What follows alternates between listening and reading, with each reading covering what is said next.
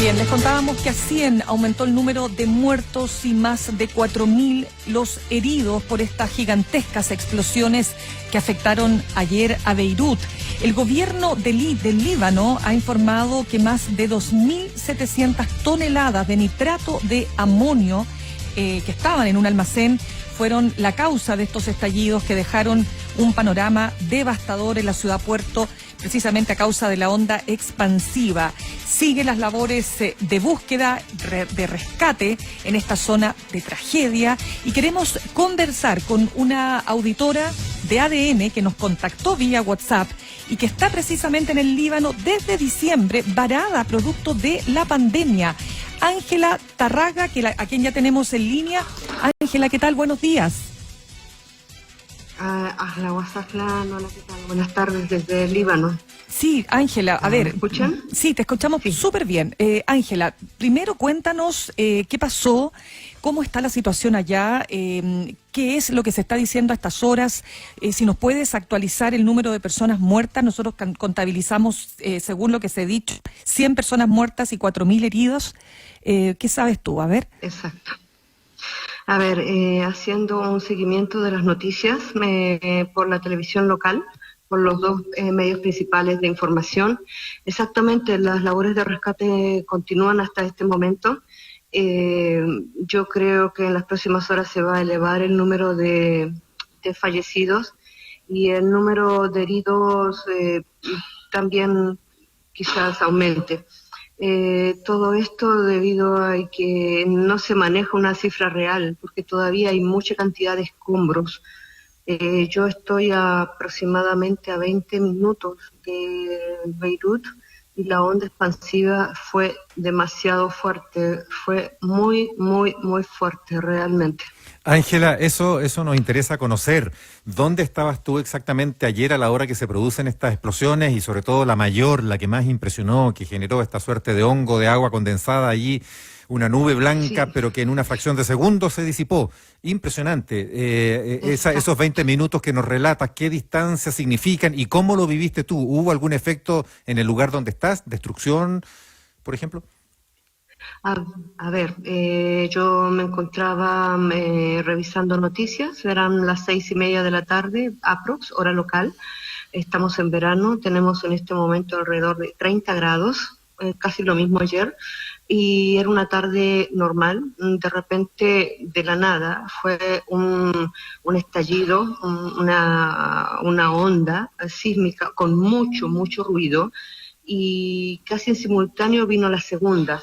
Esto provocó alarma, la gente salió, empezamos todos a mirar al cielo, a buscar un avión de guerra, un Tayarán, un dron, porque en esta zona del mundo la gente no piensa en terremotos, sino en un ataque aéreo.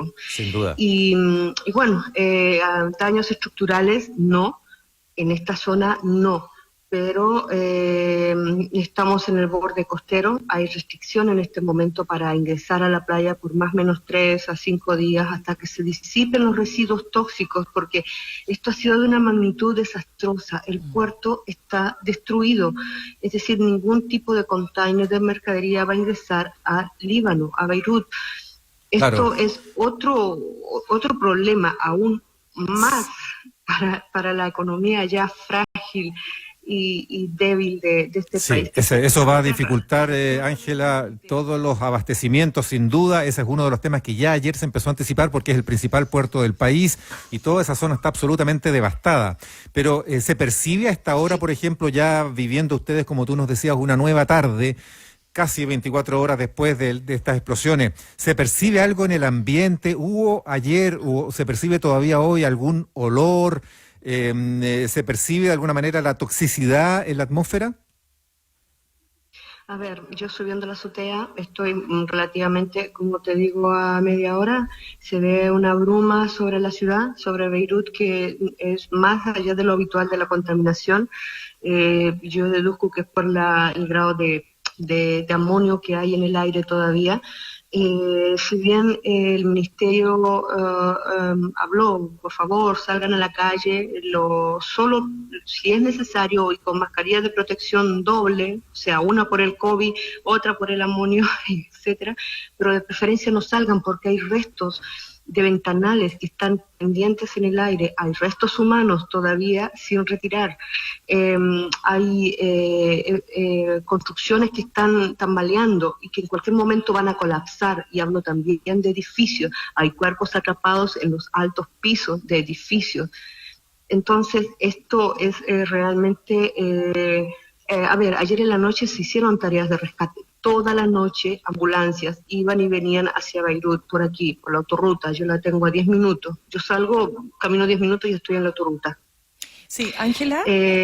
Porque colapsaron los hospitales, no tenían espacios para contener la cantidad tan grande de heridos. Claro. Y la cantidad de gente mutilada, destrozada. Lo que realmente detonó fueron en el andar 12 del muelle, en el puerto, contenedores que contenían material explosivo. Sí, Ángela, es muy importante para nosotros y para nuestros auditores que nos cuentes por qué tú estás allá. Entendemos que estás varada producto de la pandemia. ¿Tú tienes relación con este país? ¿Tus antepasados? No sé, quiero preguntarte eso primero y para que también nos digas cómo... Sí, es que es importante también conocer de primera fuente contigo también la situación política, o sea, si la gente le cree a sus autoridades o no, bueno, en fin, eso. Además, porque la colonia libanesa es muy importante en Chile. Sí, exacto. Líbano es un país de gente muy amigable, es un país hermoso, pequeño, y que realmente es... todos dicen lo mismo. Hace 10 años atrás era la joya, la perla del Mediterráneo, pero ahora es lo que quedó. En fin, yo no tengo familia libanesa. Yo salí de Chile en diciembre, estuve 2 meses en Alemania y luego postulé a un voluntariado exactamente en Trípoli, que es una ciudad al norte del Líbano, llamada también Tarablus, porque alberga mucho desplazado del conflicto de Siria. Teniendo en cuenta que es una ciudad de casi 500.000 de habitantes, permanecí allí, permanecí en Akar, he estado en diversos campamentos, trabajando como voluntario para una fundación belga. Bueno, acontece que me mudé hace 15 días más o menos a este sector, a Nur, y jamás pensamos que iba a suceder lo que estamos viviendo en este momento. Es un duelo nacional, hay un halo de tristeza en la población, de incertidumbre por el futuro. Hay quienes dicen con esto el país murió. Esto es el inicio de un conflicto político, bélico. No hay nada esperanzador, realmente. Es triste. Y en ese sentido, Ángela, claro, hay una crisis además que se ha agravado con el paso de los meses, una crisis económica, política, se denuncia una corrupción extendida en el gobierno. Cuando el gobierno informa ayer y habla de las causas y dice que va a perseguir a los responsables, que eso va a ser en el nombre de las víctimas, ¿se le cree a la autoridad?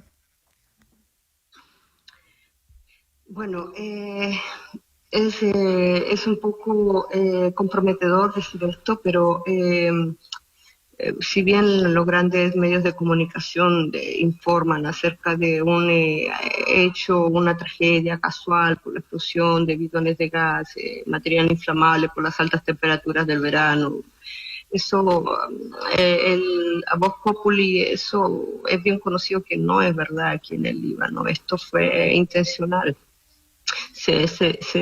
El gobierno tiene un periodo de 1 semana más o menos para encontrar a los culpables o a aquellos que han participado, han colaborado en este desastre, en esta masacre, Y bueno, hay vídeos circulando en las redes, en los grupos de WhatsApp aquí, de drones, del dron que dejó caer los dos Saruj misiles, porque el blanco del ataque no era el muelle, sí, era el cargamento que estaban en los contenedores.